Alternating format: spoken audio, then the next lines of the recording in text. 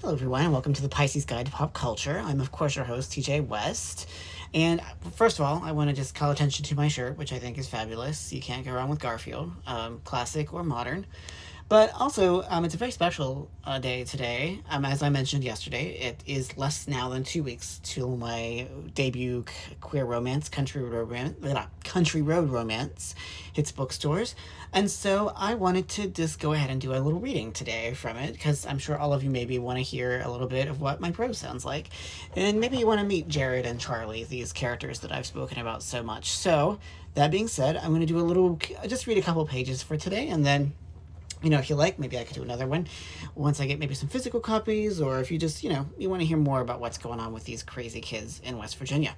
So, to sort of set the stage for what's going to be happening when I read this scene, is that Jared, the struggling writer living in Huntington, has been recruited by his friend to help chaperone Charlie Garrett, the famous movie star, around Huntington in the time before the festival. Now, Jared does not like Charlie because he thinks that Charlie, as a West Virginia queer, left the state and never looked back, and therefore, sort of left people like Jared to pick up the slack when it came to helping out the queer people in Appalachia.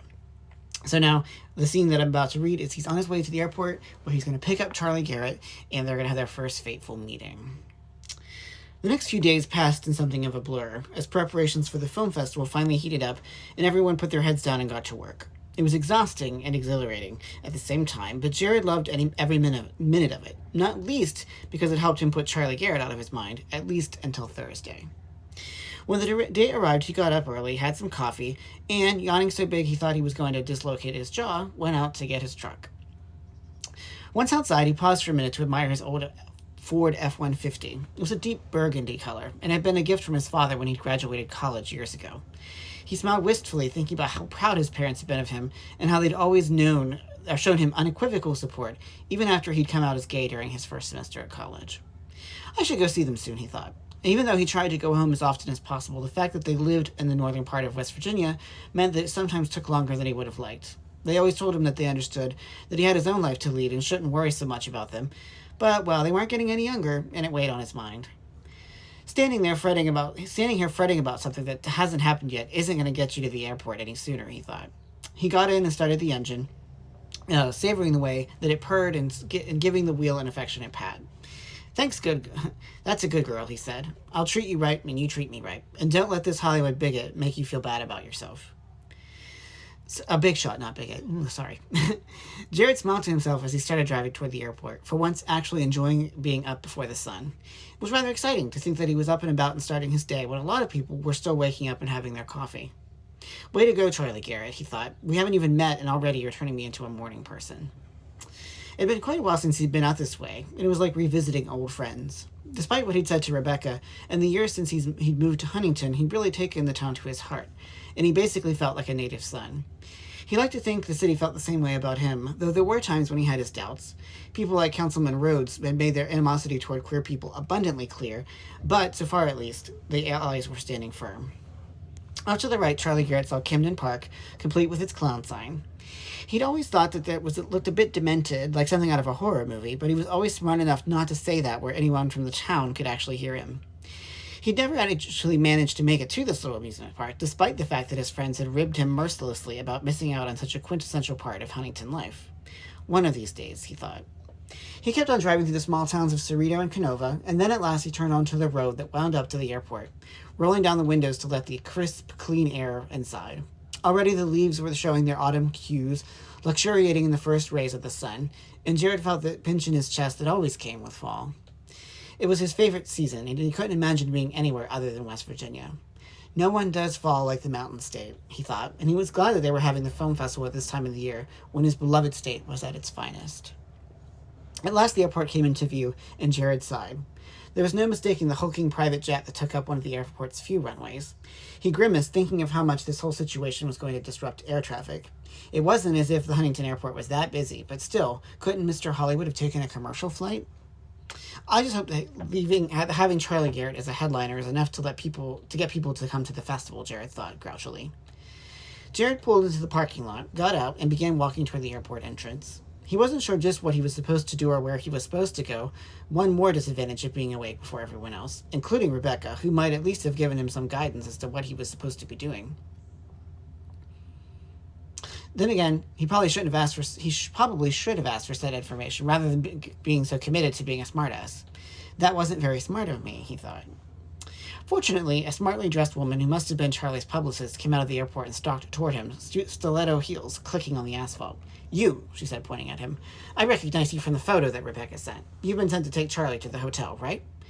The woman's tone rubbed him the wrong way, but he wasn't going to start a fight right off the bat. So, instead, he just plastered on that plastic smile that he always used whenever he confronted people he didn't like and who clearly thought they were better than he was.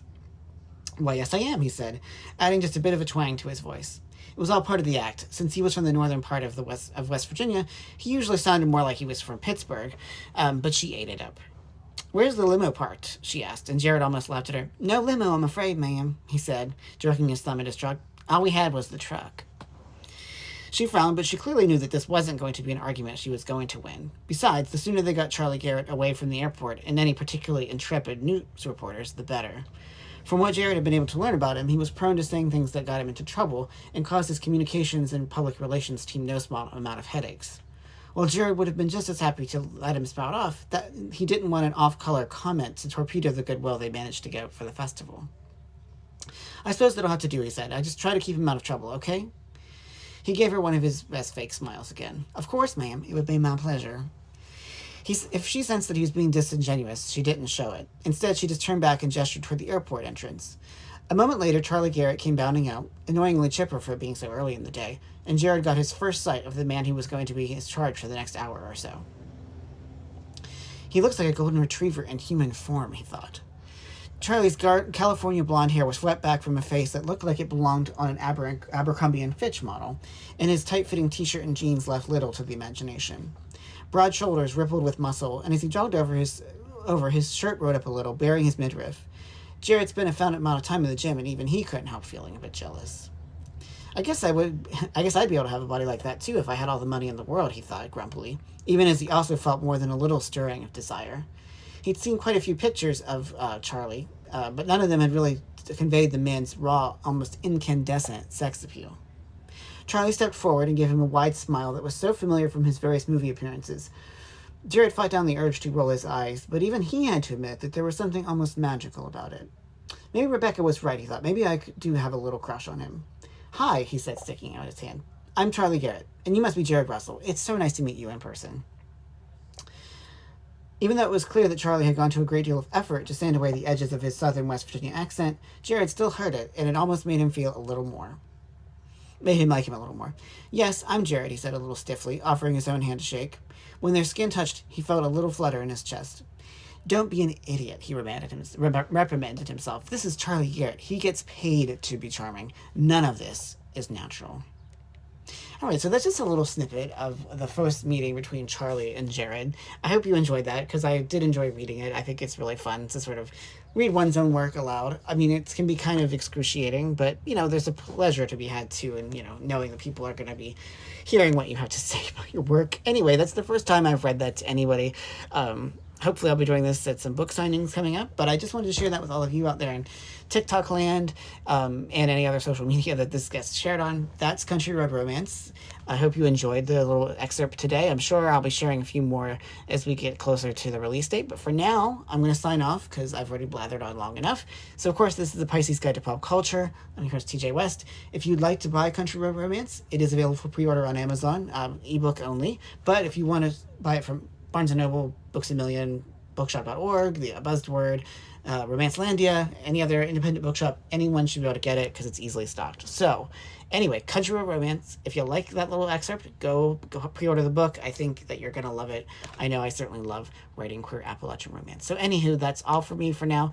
Take care, y'all.